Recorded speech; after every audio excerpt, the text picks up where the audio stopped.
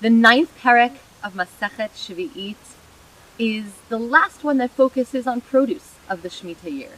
By the next Perek, we'll already move on to a discussion around debts and the financial implications of Shemitah. And so in this final Perek related to the produce, we're discussing what happens toward the end of the growing season. Much of this Perek discusses what's called biur. Biur perot Shevi'it means the removal of the produce, the removal of the fruits of the Shemitah year from one's home. Biur very much reminds us of another biur that we accomplish through the year. We do biur chametz.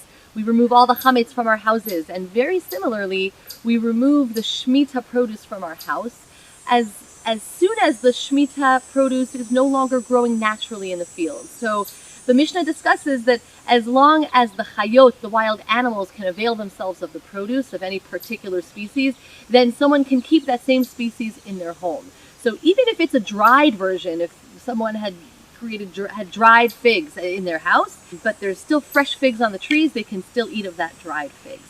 They have to pay attention to that particular species so that they know when that species is no longer naturally growing and available to the chayot and available in the fields, that's when they do the biur, the removal of the Shemitah produce. How does biur happen? Biur simply is the removal of that specific species, which means one can give it away to other people. The Mishnah tells us that we can give up to 3 meals to other individuals, to other people. And so you can imagine someone saying, oh my goodness, there's no more olives growing. I need to get rid of all the dried olives, the preserved olives, the fresh olives, everything from my house. And I'm going to give it to my friends, to my family members, to anyone in my community. I'm going to remove the Shemitah produce from my house in that manner.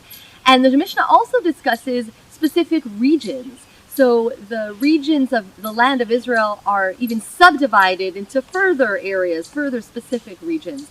And as long as there is still that particular species growing in that region, then I can keep it in my home.